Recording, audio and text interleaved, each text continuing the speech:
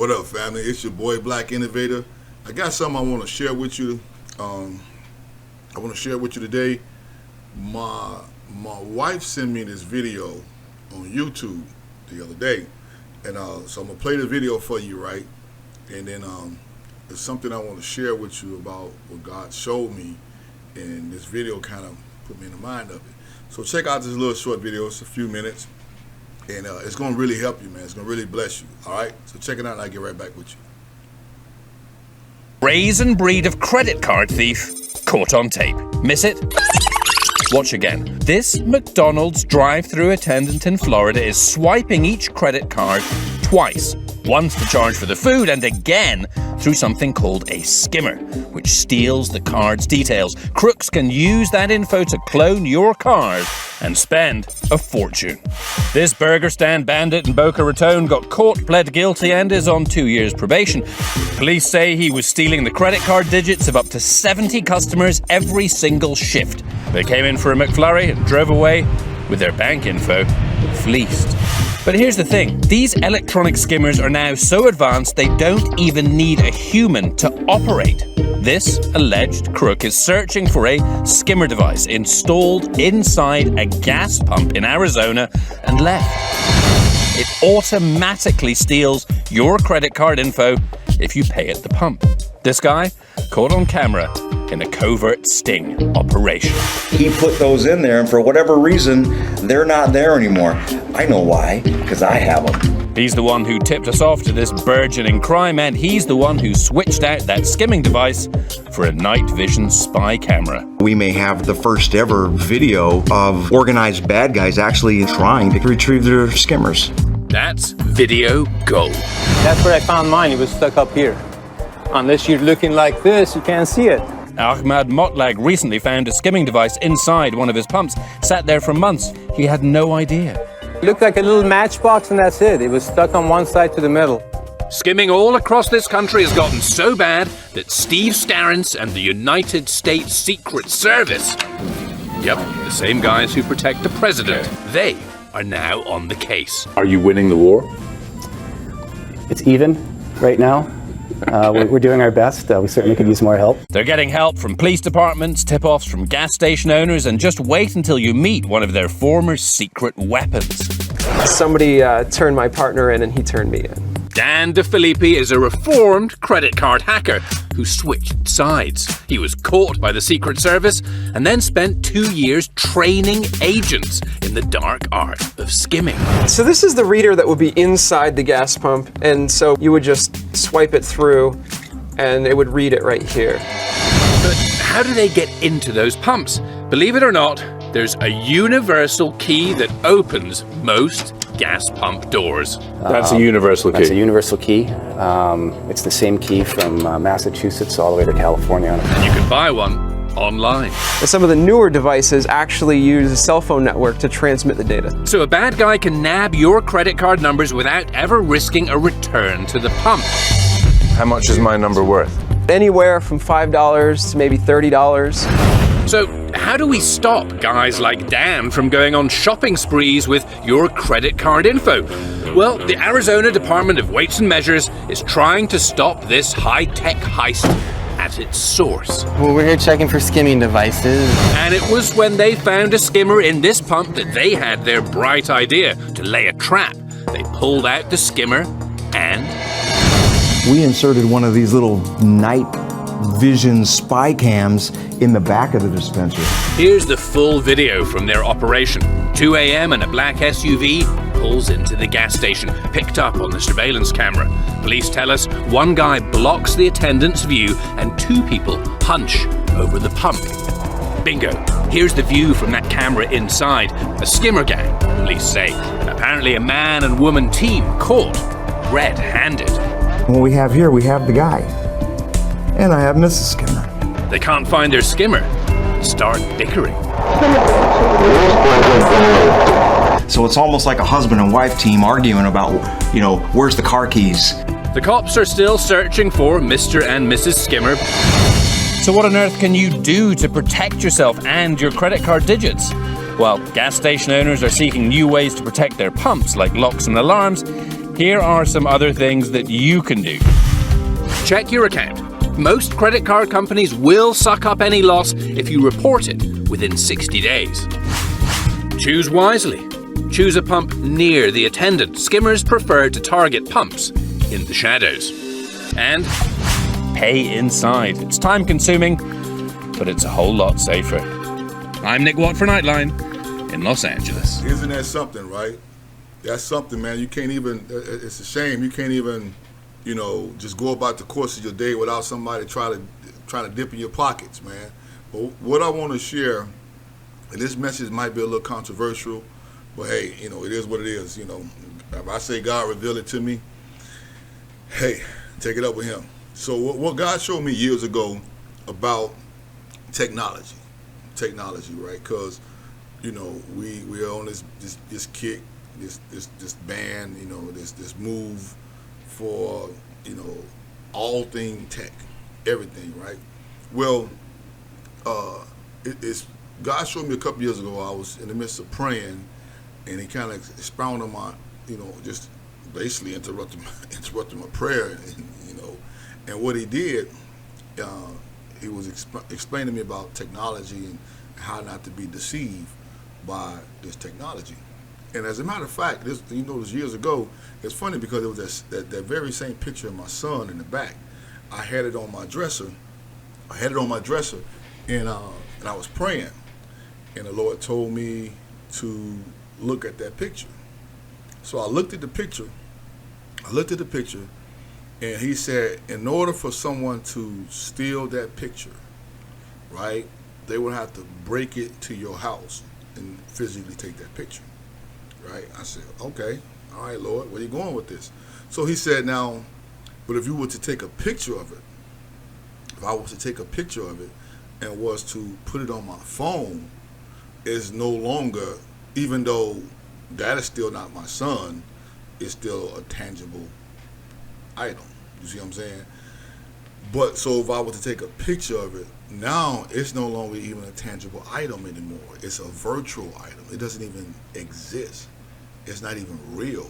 Like, you can't touch it. You can touch the phone, but you can't physically touch that picture. Case in point, you can't go visit Facebook. You can visit the building where they at, but Facebook is not a place. It's a virtual world, what we call a virtual world, right? So I'm still listening, and he said, it's a virtual world. And then this is what it blew my mind, because I never thought about this before. And he said, Satan created the virtual world. And I'm thinking like, wow, because, I use technology. I've always, been an advocate of technology. I can have it or not have it, but I ain't never seen nothing bad in it until this moment. So he said, Satan created this virtual world. It's not a real world. He wanted to be Lord over that world. You can't go physically visit the virtual world, because, and then when he started breaking it down, it started making so much sense. He started saying, because he said the Bible talks about vanity. Anything that's vain is something that's without substance, or something that's not tangible. So the Bible calls vanity bad. Whenever it refers to vanity, it always uses it in a bad sense, if you will, right? So God said, why would I create something that wasn't real? That's not real. He said, everything I create is real, right? So to try to sum it all up, right? So basically, this is what he revealed to me with technology. I know I'm gonna get some response, but hey, it is what it is, and just keep watching it and see the way we're going in society and what's happening, and then you'll see, you'll remember this message. Hopefully you will, and you will come back with me and say, yeah, you know what, there was something to what that funny looking guy on TV on YouTube was saying, right? So what he said, Satan created this virtual world for the two reasons. One was so he can steal. Because he told me about that picture in my phone. He said, that picture in your phone, now somebody in China, in Russia, and not to pick on those countries, but I'm just saying somebody that's even in America, that's right next door to you, whatever, can steal that picture and you not even know it, And then you look at what's going on with all these cyber attacks, these cyber hackings. I've talked to some people and shared this with them, and then they come right back and tell me, "Oh man, you said that." I'm like, yeah, I didn't say it. God said it. I didn't know anything about it. I didn't think anything of it. So he brought that to my that point out. And then another thing he said is with technology is, well, it's actually two more things, right? He said that technology is going to make us dependent upon it. Right, it's going to make us dependent upon it. So to the point where we are going to become dependent on it more than God. Which is we're already there because we're believing technology for us to live longer, technology for us to be smarter. We're believing on technology for us to just have a better life, and so God is saying, well, you're making technology your source instead of me. So it's almost like the smarter we become, we becoming ourselves, the less likely we're to lean on God for His understanding. He said, lean not to our understanding, but in all our ways acknowledge Him, and He will direct our path. But we can't do that if we're leaning on technology. So that's another point. Then another thing is, and then he also, I want to point this out. He said that that's why he told Solomon not to take the chariots, not to lean to the technology of the Egyptians, right? That's in the scripture. I got to find it somewhere in there. Trust me, it's in there, right? He told the children of Israel not to lean on the technology of the nearby neighbors because he wanted to be their God. He wanted to be their battle axe. He wanted to be their defender. But if you go get the chariots and the horses and you go accumulate all these things, you will put your trust in the chariots. You will put your trust in the weaponry, which is what was the modern day technology of that time, right? So that's another thing. And then it was the fact that it makes us more lazier because we are less active. We're less likely to socialize. Even the term social media is an oxymoron because it's becoming less social. We're communicating, but we're becoming less social because we're not interacting with one another. We're so now consumed with the virtual world. So this is what he shared with me, and it's so many other things that he shared with me about technology, but this is the prime example. This video is a prime example of what God shared with me that day about how the enemy is coming to basically, it's set up by the enemy. It's a setup. Technology is a setup, right? And then he shared with me that that we are to, and I said, so this is what I said. Let me finalize it, finish it up. I said, so God, what are you saying? Am I to detach myself? I'm not to get involved. What is all this for? He said, no. We're to engage. He said, just like we're to be in this world, but not of this world, we're to go into that virtual world. We're to go into that world where we still are the light, the beacon of the light. We're still to be, to be an example for Christ and witness to those who are in that world. But at the same time, we're not to be caught up in it. We're not to be consumed in it. We're not to, put our trust and our confidence in it because, like he told the children of Israel, it ain't a matter of if, but it will fail you. It will fail you. It's a matter of when. One more thing I want to point out is he showed me this. He said that, when it comes to him, he's not the God. We have, and what we're doing now is we're trying to conveniently find God. Conveniently, right? Find God. Other words, we want to remove reading the Bible. We want to remove alone time in Him and substitute it for just on our phones, looking at it, listening to the Bible. Ain't nothing wrong with that. I listen to the Bible, I'm going about my day. I listen to gospel music or whatever, there's nothing wrong with that. But I have, thank God I was in an era that we had to study the Bible. We had to get in the Word. I've read the Bible. I've studied the Bible, and even now I still study the Bible. So I don't let that replace spending that long quality time with God.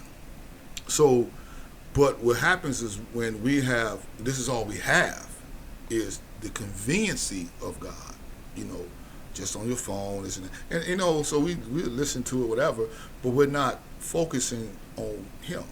You know, it's so many distractions. Even with me, my phone. You know, I'm reading, listening to my Bible, and something pop up from YouTube or something like that. Go look at it real quick. You know, but what I'm saying is, well, this is what he showed me. He said, you don't conveniently find him, right? You don't stumble across Jesus. You don't stumble across God.